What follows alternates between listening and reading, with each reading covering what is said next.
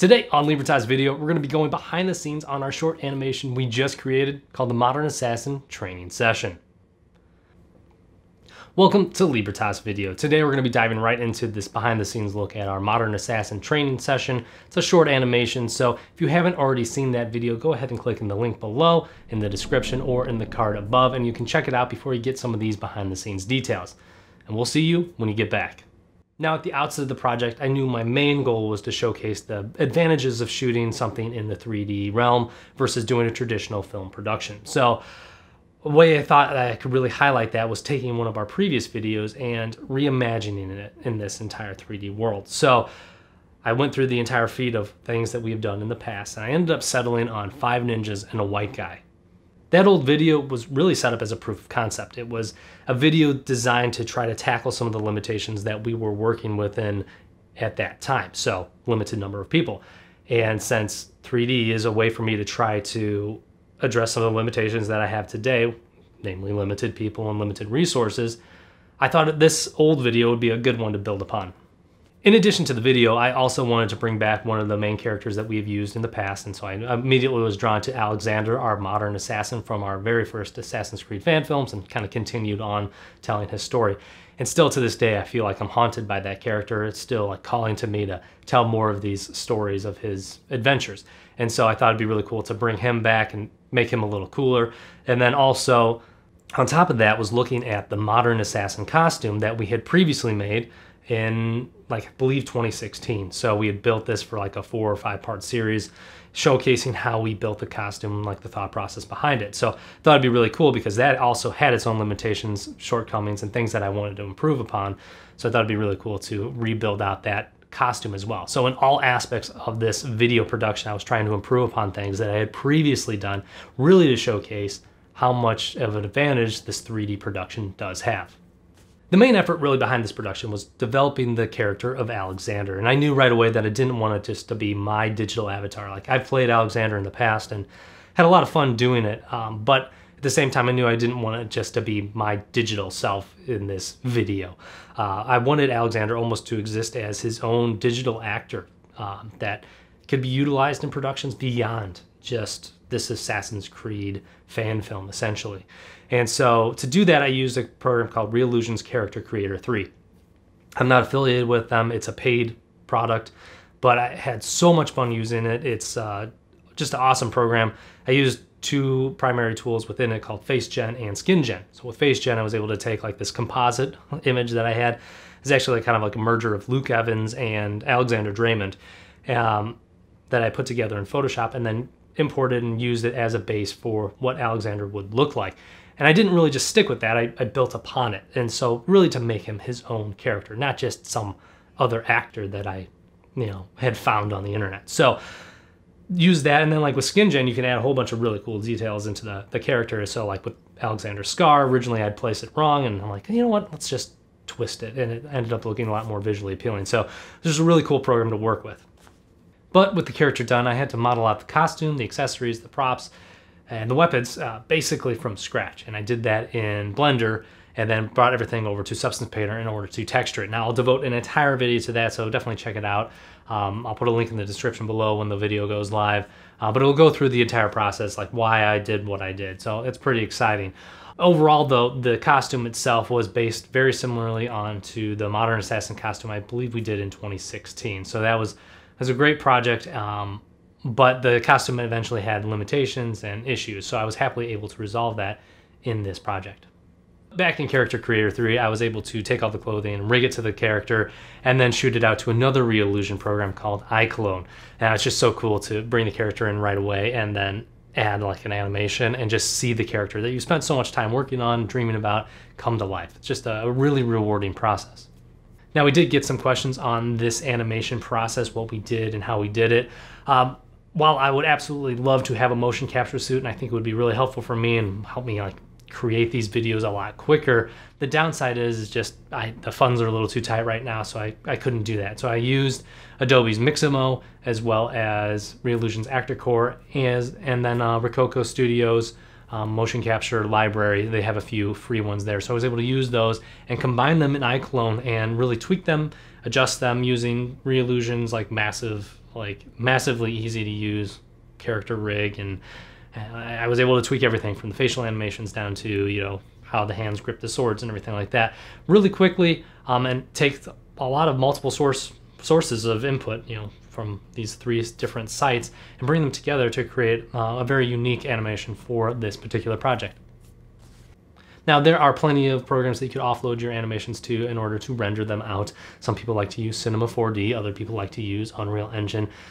At this time, Reallusion, you know, at the time that I finished up my animation, Reallusion introduced a brand new plugin for Blender. And I believe they worked with the developer who had already created it, but they provided it for free. And it super awesome because, like, from iClone, I was able to export out my entire scene and, like, with one click, set up everything in Blender. Like, all the textures were set up, the animations, all the characters in their proper orientation and location. I did have to do some manual tweaks because I had made some user errors on the iClone side, but making those adjustments, I was able to bring them back into Blender and have everything set up super quickly, which just blew me away about how much time I saved. And in order to keep my speeds relatively quick, I decided to use Blender's Eevee render engine. It's more of the real-time render engine. Outside of using cycles, like, you can get some really impressive results with cycles, but stuck with Eevee just to keep my speeds going because my computer's not top of the line. It's decent, but it's not the best computer in the world. So Blender's Eevee really did help me to continue to move forward at a reasonable pace. I basically blocked out the entire set so I could get an idea where my character should stand, and then I brought in some assets from Kitbash 3D. They have some really high quality, like, AAA assets that you can get. I bought a few past, like, Black Friday, and dumped them in from their fairy tale pack, so kind of medieval buildings and even their medieval market. So I put them into the scene after I had blocked it out and kind of set up the textures so they worked a little more efficiently with this production. But it was just so cool to see this world coming to life because these assets, like the set, like I actually had a set for the first time ever, like, built out, and, you know, really cool just buildings, and I was able to put lights in and set up the mood of the scene and everything like that, just really start crafting the story, like, just even the layout. And this is all supposed to, like, take part in the Animus, so it just, like, gets me excited, like, what could the potential be going outside of just, like, this was supposed to be a bare bones, like, scene and setup that was supposed to be in the Animus training session. So I just really got excited about that. Really cool to see the set actually coming together.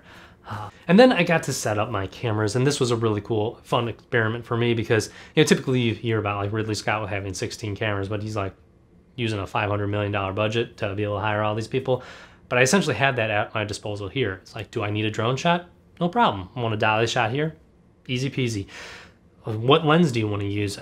They're all available to you. Do you want to use a 16 millimeter? Do you want to use a 200, maybe a 400 millimeter? Really capture your subject and, you know, throw out the background. I mean, Eevee's depth of field is also just vastly improved over time. So, like, in this iteration of Blender that I was using. So just really cool to see the results that you could get out of it. And then, you know, once all your cameras are set up and you know what timelines you need to hit, render. I use the Adobe Creative Cloud for all my videos, so naturally I took all my image sequences and compiled them in After Effects and rendered them out and brought them into Premiere to edit and then do my basic color grade because honestly this video didn't really need that much done because there's not a huge color palette to work with, but I did pull some color grade into it.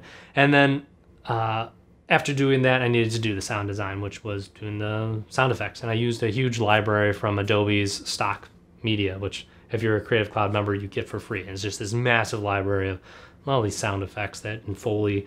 And it's just really cool to work with. So I was able to combine that all together and pull the sound in.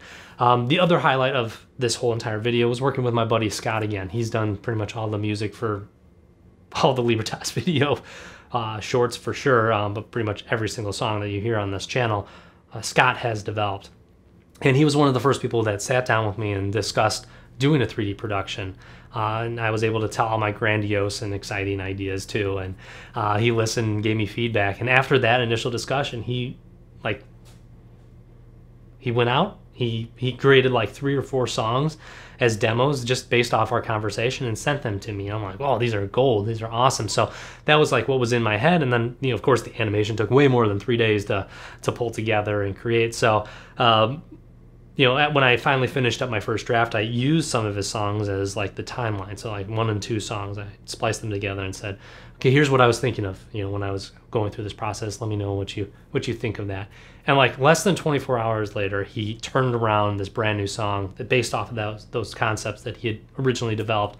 And I'm like, wow, this is amazing. Like, this sounds so good. It just fits so well. And so I kept working on the video and kept working on the video. And then I sent him the next draft, and same thing. 24 hours later, here it is again, improved upon. And I'm like, I didn't think it could get better, but it did get better. And it like filled up this atmosphere and created this cool tension and highlighted the action that's in the video. And I'm like, this is absolutely fantastic. And it was such a joy to be able to work with him and get all that encouragement too, because, you know, just the feedback. And then, you know, this video couldn't be what it was if he wasn't part of that project. So, you know, it was really cool to just be able to do that collaboration again as well. If you haven't heard any, or if you want to hear more of his music beyond just what's been done for Libertas video, put a link in the description where you can find his YouTube channel and check out some of his songs, because they're awesome. I just absolutely love working with Scott, and he's just a really talented artist. So did I achieve my goal? Was this video more epic than the original 5 Ninjas and a White Guy? And if I literally watch them back to back, I really don't see the initial, you know, concept. I don't see the initial inspiration. And I think that's a good thing. In almost every single aspect, we did improve upon things that we have done in the past. The costumes were better. The acting was better. The action was better. The stunts were more elaborate. The sets actually were sets, and they weren't just a driveway. The lighting, the camera angles, the camera movement, everything is improved upon, and I couldn't really have done it without this 3D progress or 3D realm. So it's so cool to see all the things that are capable. And this was a really short video. This is really kind of the first step into it, and I'm really excited to see what's going on into the future. And it's not just for me, this is for everybody else out there as well.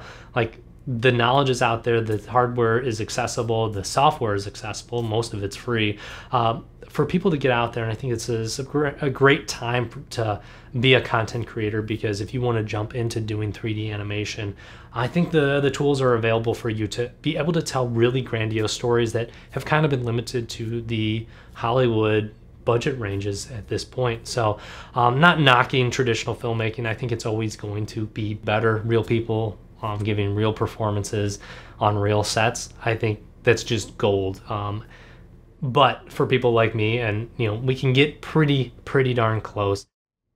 Now, I know I only really touched briefly on all the topics of doing this behind the scenes, and that's a part effort to try to keep this as short as possible, because I could drone on and on and on and on about every single minute detail that went into this. But if you want to know more specifics, maybe about a specific part of the video production, or heck, maybe just have questions about the thing that we didn't resolve in this video, put them in the comment section below. Maybe we can address them in a subsequent video. Again, there is going to be a more in-depth video really diving into the costume creation process for this project. So if you want to check that out, definitely do. It will give you a little bit more insight as to what I was thinking about when I went through the costume creation and how we improved upon that initial physical costume that we had made all those years ago. Of course, if you're interested in getting into 3D filmmaking, essentially, you have a grand idea, but you don't really know where to start, put some comments or questions in the comment section below, and I would love to address them, if not in the comments, possibly in a future Libertas video, so we can start like building up together. Like, I've only been doing this for 2 years, but I've been encouraged to see where I've grown from since 2 years ago and where we're at now, and I do have high aspirations of where I want to go to. What was seen in this video, I like it, but I see all the flaws and I see where I want to improve and what I want to improve upon. And so I'm on this journey myself, but if I can give advice, tips, tricks, anything to help you out in your journey as well, I would love to be a resource. So put those in the comment section below. Again, definitely check out with that process we went behind with the 3D costume building, essentially, if you want to. But until then, we'll see you on the next Libertas video.